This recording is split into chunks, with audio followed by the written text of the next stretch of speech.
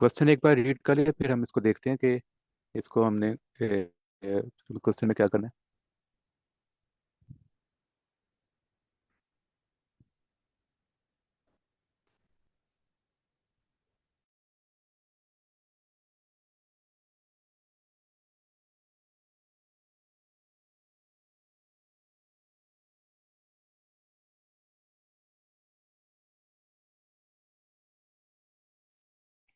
Question read कर लिया सबने?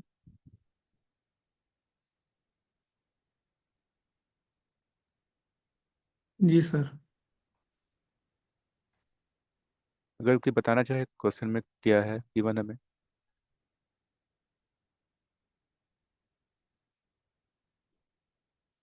जी सर। इसमें बेसिकली ये हमारे पास दो रे उन्होंने गिवन गिवन है, नम वन और नम टू के नाम से। तो हमने इनका जिनके साइज निकालना, हमने डिस्टिंग में इस तरह करना है कि हमारे पास जो नम्स वन है उसका हमने देखना है, हम्म। वो वैल्यू हमने वैल्यूज निकालनी है जो नम्स टू में ना हो। उसी तरह हमने नम टू में से की वो वैल्यू लेनी है जो हमारे पास नम्स वन में ना हो।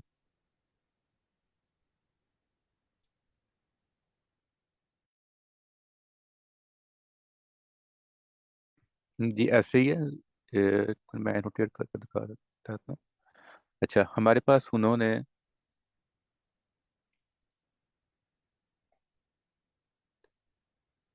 अच्छा उन्होंने हमें दो एरियाज दी हैं, नम वन की और नम टू की नाम से। अच्छा, और उनका साइज हमें गिवन है। अच्छा, हमने अब रिटर्न ये करना है कि जो वैल्यूज हमारे पास मिसिंग है, जैसे कि फर्स्ट अगर हम एरे देखें जो हमें पहली गिवन में हमारे पास वैल्यूज है 1 2 एंड 3। अच्छा, इसको हमने चेक करना है कि इसमें इसमें जो वैल्यूज हमें गिवन है क्या वो नम्स टू के अंदर है कि नहीं है। जो मिसिंग है हमने उसको चेक करना है कि अच्छा नम्स वन में जो वैल्यूज गिवन है वो नम्स टू में कौन सी वैल्यूज गिवन नहीं है। लेट्स सपोज के जैसे यहाँ पर अगर हम देखें तो इसमें हमारे पास 1 2 एंड 3 गिवन है। अब वन को जब हम देखेंगे नम्स टू के अंदर, तो नम्स टू के अंदर वन नहीं है। तो इसलिए हम उसको वन को हमने ऐड कर दिया हमारी नई लिस्ट के अंदर। उसी तरह फिर हम टू को चेक करेंगे। अच्छा, जब टू को चेक किया तो टू हमारे पास यहाँ था, तो हमने टू को ऐड नहीं किया। उसके बाद हम थ्री को चेक करेंगे। जब थ्री को चेक किया तो हमारे पास थ्री भी नहीं था हमारी सेकंड अरे के अंदर, तो इस तरह हमने थ्री को भी जो है वो अरे के अंदर अपेंड कर दिया। ये तो हो गया हमारा नम्स वन का। अब हमने नम्स टू को भी चेक करना है कि अच्छा नम्स टू की जो वैल्यूज हैं वो नम्स वन में है कि नहीं है। तो फिर टू को चेक करेंगे सबसे पहले, तो टू हमारे पास है। फिर फोर को चेक करेंगे तो फोर हमारे पास नहीं है नम्स वन के अंदर, तो हमने फोर को अपेंड कर दिया। इसी तरह फिर हम सिक्स को चेक करेंगे तो हमारे पास जो सिक्स है वो भी नहीं है हमारे पास। तो हम फिर जो सिक्स है उसको भी अपनी अरे के अंदर अपेंड कर देंगे, और एट द एंड हम इसको रिटर्न कर देंगे कि जो जो वैल्यूज हैं वो मिसिंग है। तो this is the difference between two arrays. Question की स्टेटमेंट तो क्लियर है सबको? यस सर, क्लियर है। Yes sir. अच्छा, राइट।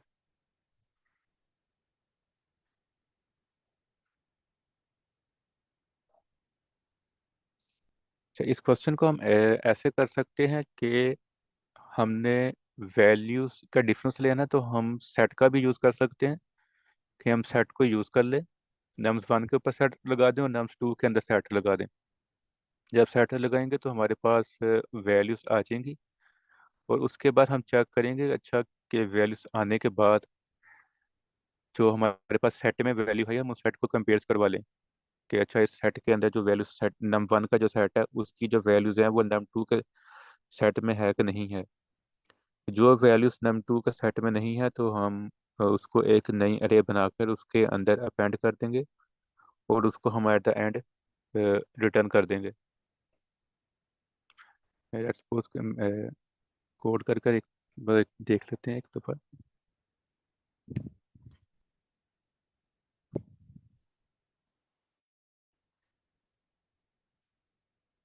अच्छा, मैं करता हूँ कि मैं एक नम नाम देता हूँ, नम वन का ये सेट है।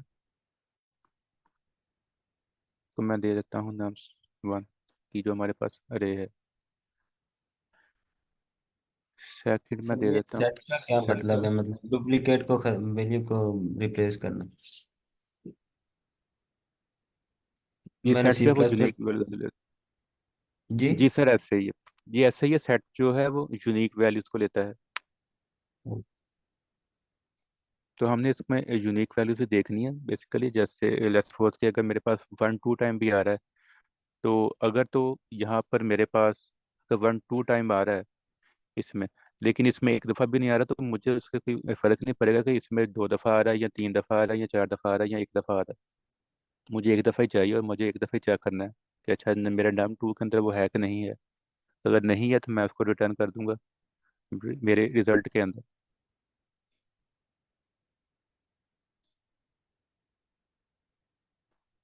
अच्छा, सेट लेने के बाद हमने एट द एंड जो है वो अरे को रिटर्न करना है, तो हम अरे भी ले लेते हैं। जैसे सपोज मैं लिस्ट वन के लिए एक अरे ले लेता हूँ और एक मैं ले लेता हूँ लिस्ट टू के लिए भी ले लेता हूँ।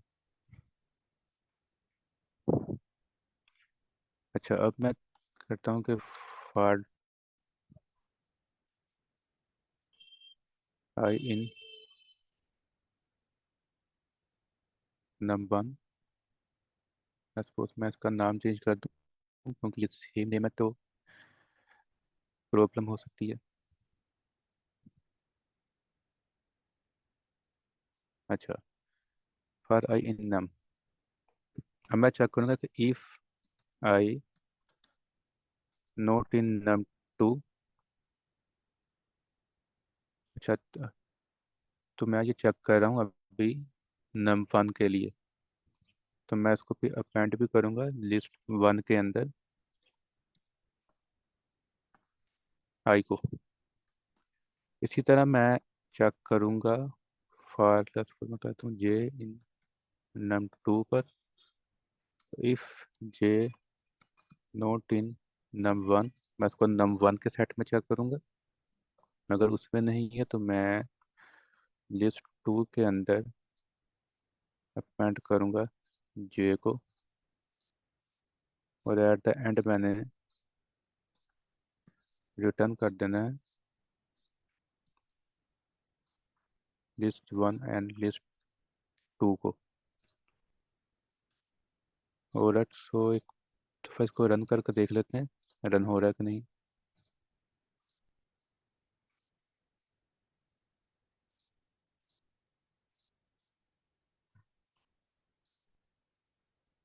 और इंडेंटेशन का मसला है यहाँ पर।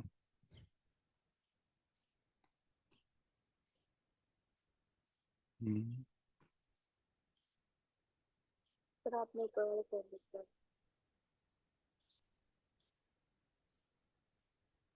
ऑलराइट।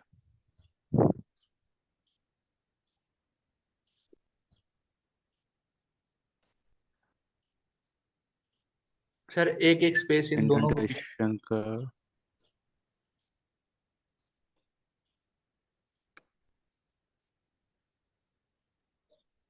सर ऊपर आपने लिस्ट के इक्वल करे ना यहाँ।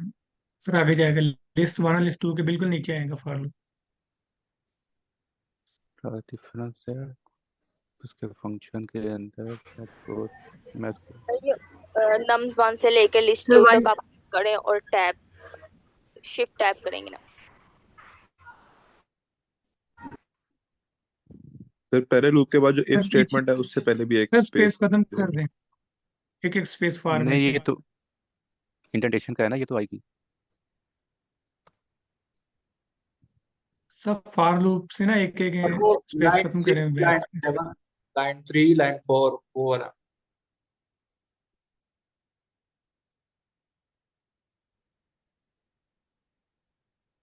सर ऊपर से एक एक स्टेप आगे करेंगे नम्स वन से लेकर लिस्ट टू तक। दिस वन इसको कह रही है। जी हाँ, आई थिंक अब ठीक है, एक स्टेप आगे करते हैं। I think don't think so कि इसमें कोई एरर था। चलिए रन करके देख लेते हैं। ऑलराइट, तो सबमिट भी करके देख लेते हैं।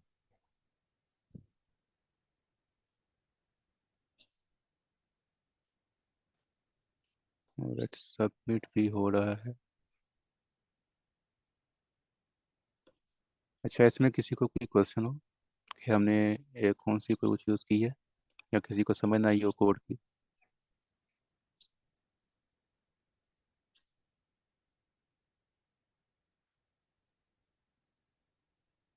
सर ये नॉट एंड लूप किस बता दें क्या, मैंने ये नहीं किया होगा C++। ऑलराइट, अच्छा, नोट ही हम चेक करते हैं कि अब सी प्लस प्लस में तो हम इसको I think so exclamation sign use करते हैं। पाइथन में भी हम उसको यूज़ कर सकते हैं, लेकिन पाइथन में हम इस तरह पे लिख सकते हैं कि हम उसको चेक करते हैं कि मेरे पास जो आई की वैल्यू है वो इसमें है कि नहीं है, उसको चेक करने के लिए हम नोट इनको भी यूज़ कर सकते हैं कि अच्छा, मेरी जो आई की वैल्यू है वो मेरी num2 के अंदर नहीं है, तो जो वैल्यूज नहीं है तो मैं फिर उसको अपनी लिस्ट के अंदर अपेंड कर रहा हूँ। सी प्लस प्लस में आई थिंक वो साइन यूज़ करते हैं एक्सक्लेमेशन का। पाइथन में भी उसको यूज़ कर सकते हैं आप। वो सर एक्सप्लेनेशन तो इक्वल के लिए वो लगाएंगे तो लूप उधर लगाना पड़ेगा फिर चेक करने के लिए num2 में। नहीं यही सर उसका, नॉट इन भी एक लूप ही है ना चेक कर। नहीं ये लूप तो नहीं, ये तो हम कंडीशन दे रहे हैं ना उसको सिर्फ चेक करने की। सर ये एरे में चेक कर रहा है ना, num2 एक एरे है ना उसमें चेक कर रहा है वो, सारी वैल्यूज को हाँ कंपेयर कर रहा है। जी, आपकी बात सही है, ये एक लूप ही नहीं, है लेकिन ये बैकएंड पे चल रहा है, पाइथन खुद से चला रहा है। अच्छा, जो हम इसको इफ कंडीशन को चेक कर रहे हैं, ये हम चेक कर रहे हैं इसको इसके सेट के ऊपर, जो हमने सेट बनाया था। ये जो ओरिजिनल एरे है उसके ऊपर नहीं जा रहा, ये सेट तो में सर चेक कर रहे सेट के अंदर तो ज्यादा वैल्यूज हैं, वो एक को तो नहीं कंपेयर करेगा। हैं। अच्छा, सेट में जब हो जाएगा तो उसमें सारी वैल्यू यूनिक पड़ी हैं। अच्छा, अब यूनिक वैल्यू को चेक करेगा कि क्या जो मेरे पास यूनिक वैल्यू आई है वो मेरे दूसरे के अंदर मौजूद है कि नहीं पड़ी। जिस तरह कि मैं इसमें से जो मेरा आई है, आई जो है वो मेरा चल रहा है मेरे, लेकिन मैं इसको तो ऊपर कर दूं। अच्छा, अब जो मेरा आई है तो वो चल रहा है मेरे पहले अरे के ऊपर, पहले सेट के ऊपर, पहली अरे का जो सेट है उस पर चल रहा है। अच्छा, पहली अरे में से जितनी भी यूनिक वैल्यू थी वो मेरे पास सेट में आ गई। अच्छा, उस पर मैंने फॉर लूप चला दिया अपने सेट के ऊपर। सबसे पहले जब आई चले तो आई के अंदर वैल्यू का पड़ी, आई के अंदर वैल्यू मेरे पास इस समय है 1। ठीक है, तो यहाँ पर 1 वैल्यू मेरे पास आ गई। अच्छा, अब 1 को बचा करेगा कि क्या जो मेरी 1 वैल्यू है वो मेरी num2 के अंदर है कि नहीं। अच्छा, अब num2 मेरे पास क्या है, वो सेट है nums2 का। इसके अंदर भी चेक करेगा कि यहाँ पर मुझे इसको वैल्यूज मिल रही है कि नहीं मिल रही। इसको जब वैल्यू नहीं मिली तो इसने जाकर सिंपली इसको अपेंड कर दिया। इसी तरह अच्छा फिर सर ये जो 1 अब हमें मिलेगा वो तो सबसे कंपेयर करेंगे ना 2 4 6 से, तो मतलब वो लूप ही चल रहा है, लूप से ही कंपेयर होता है। हाँ, वो काम तो वैसे ही करेगा ना, वो सेट के अंदर जाकर देखेगा, वैल्यू सर्च करेगा, उसको अगर वैल्यू नहीं मिलेगी तो वो उसको अपेंड कर देगा, नहीं तो नहीं करेगा। काम तो वो वैसे ही कर रहा है जैसे आप कह रहे हैं।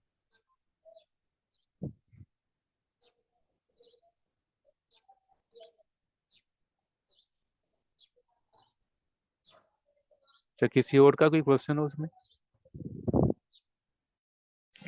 सर किसी प्रॉब्लम के को सॉल्व करने के लिए कितने अप्रोचेज होते हैं और इस प्रॉब्लम में हमने कौन सा अप्रोच यूज किया? मल्टीपल अप्रोचेस हो सकती हैं। जितने लोग होते हैं हर किसी का सोल्यूशन एक जैसा नहीं होता है। हर जो पर्सन है वो डिफरेंटली सोचते हैं, और हर कोई एक नया सोल्यूशन यूज़ करता है, वो अपनी तरीके से यूज़ कर सकता है। तो हमने इसमें से एक सेट को यूज़ किया है कि वैल्यूज़ को, यूनिक वैल्यूज़ को हम निकाल लें और फिर उनको कंपेयर करें, उनको चेक करेंगे कि अच्छा जो यूनिक वैल्यूज़ हैं वो मेरे दूसरे अरे के अंदर पड़ी हैं कि नहीं पड़ी। अगर तो वो नहीं पड़ी तो हम उसको रिटर्न करवा देंगे। हम इस तरह चेक कर रहे हैं।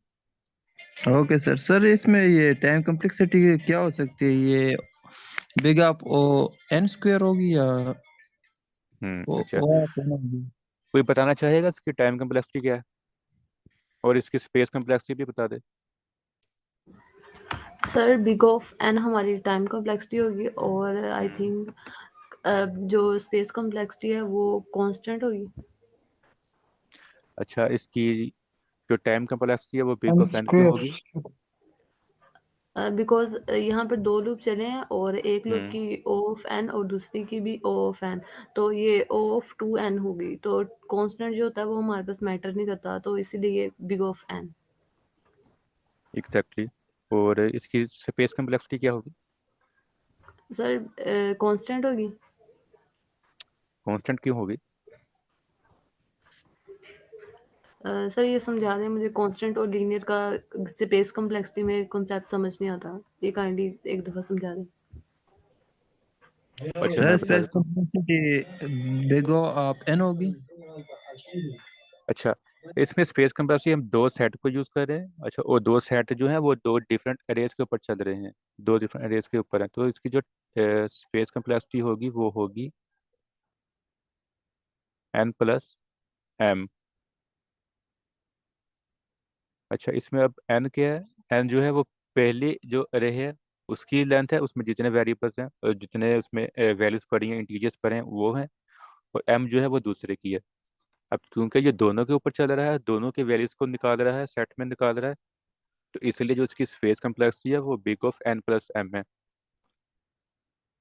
अच्छा, अब मैम का जो क्वेश्चन था कि लीनियर और कांस्टेंट में क्या है, कांस्टेंट में ये होता है कि हमारे पास जो हमें वैल्यूज गिवन है, जिस तरह के हमने जो लास्ट क्वेश्चन है हमारा, हमने जो किया था डुप्लीकेट्स को रिमूव करना। अच्छा, उसमें था कि हम एक नई अरे नहीं बना रहे थे, हम अरे को कॉपी नहीं कर रहे थे, हम उसी अरे में से जो दो वैल्यूज हैं वो रिपीट हो रही हैं, तो हम उसी में से एक वैल्यूज को रिमूव कर रहे थे उसी अरे में से, और एट द एंड हम उसी को रिटर्न कर रहे थे। तो हमारे पास जो गिवन एक अरे थी, एक मेमोरी थी, तो उस अरे ने एक मेमोरी ली हुई थी, हम उसी को अपडेट कर रहे थे, हम एक अलग से नई अरे नहीं बना रहे थे, तो हम एक्स्ट्रा मेमोरी यूज नहीं कर रहे थे। तो इस कंडीशन में जो हमारी स्पेस कम्प्लेक्सिटी होती है वो हमारे पास कांस्टेंट होती है, कि जो हमें गिवन थी हमने उसी को यूज किया, हमने इसके अलावा की मजीद कोई मेमोरी को यूज नहीं किया सोल्यूशन करने के लिए। अच्छा, अब इसमें हम सेट को यूज कर रहे हैं, तो सेट जो है वो वैल्यूज हैं उसको स्टोर कर रहा है अपने अंदर, दोनों अरे में से। तो ये मेमोरी हमने ये ऑक्यूपाई कर रहा है एक वैल्यूज को अपने अंदर स्टोर करने के लिए, प्लेस करने के लिए, तो इसमें जो इसकी स्पेस कम्प्लेक्सिटी है वो लीनियर नहीं रहेगी। तो this is the difference between linear and constant, कि लीनियर में हम नई मेमोरी को यूज नहीं करते हैं, जो हमारे पास गिवन है हम उसको ही यूज करते हैं। लीनियर में वो तब चला जाता है कि जब हम नई मेमोरी को यूज कर ले हमारे सोल्यूशन को करने के लिए।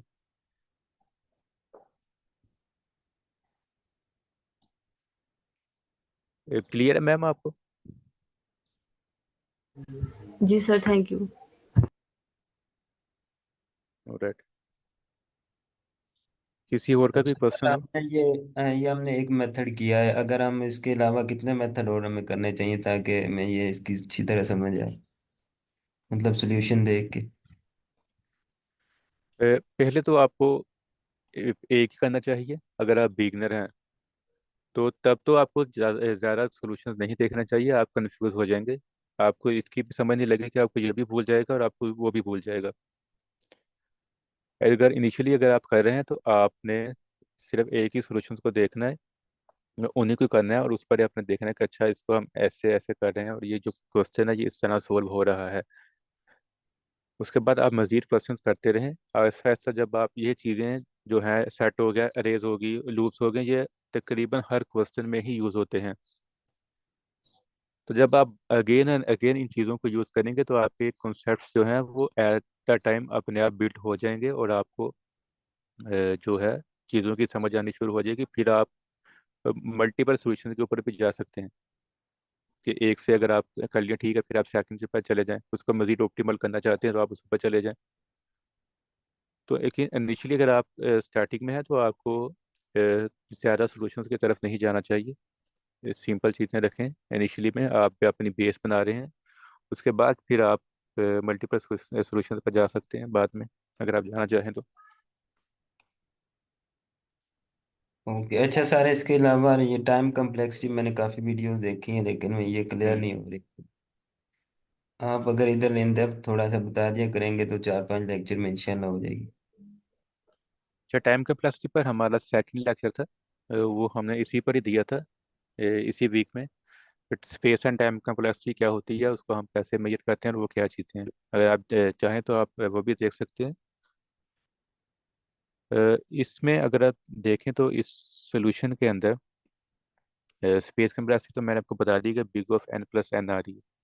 अच्छा, टाइम कम्प्लेक्सिटी इसमें से ये आ रही है कि मेरे पास दो लूप हैं, और दोनों जो हैं वो मेरे सेट के ऊपर चल रहे हैं, और वन बाय वन चल रहे हैं। आई चल रहा है, वो एक वन बाय वन करके वैल्यू को पिक करेगा, और जे जो है वो भी वन बाय वन करके वैल्यू को पिक करेगा। तो ये पूरी अरे के ऊपर चलेगा। तो इसी वजह से इसकी जो टाइम कम्प्लेक्सिटी है वो लीनियर में होगी, वो कॉन्स्टेंट में नहीं होगी। अच्छा, अब यहाँ पे दो फार लूप रखे हैं, लेकिन ये दोनों जो फार लूप्स हैं ये नेस्टेड नहीं है, एक दूसरे के अंदर नहीं है। तो इसी वजह से इनकी जो टाइम कम्प्लेक्सिटी होगी वो टू ऑफ एन होगी। अच्छा, तो जो टू टू है वो यहाँ पर कांस्टेंट वैल्यू है। एक मिनट। अच्छा, टू हमारे पास यहाँ पर कांस्टेंट वैल्यू है, तो कांस्टेंट जो वैल्यूज होती हैं वो काउंट नहीं होती। तो इसी तरह से इसकी जो टाइम कम्प्लेक्सिटी है वो सिंपली बिग ऑफ एन होगी, लीनियर में होगी।